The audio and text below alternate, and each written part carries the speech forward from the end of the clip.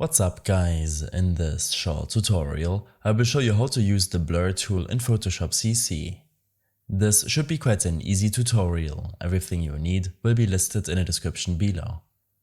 After importing your image to Photoshop, I suggest duplicating the image layer, in case you make a mistake.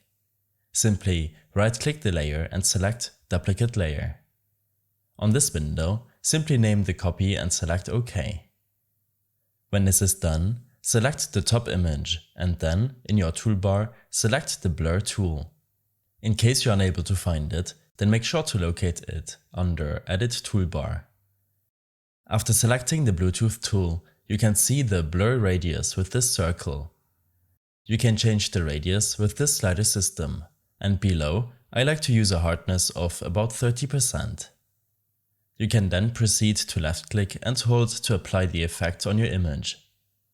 You can also hide the layer when clicking on this eye icon to see how the original looks like. I hope this helped you out. Leave a comment if you have any questions and see you in the next one.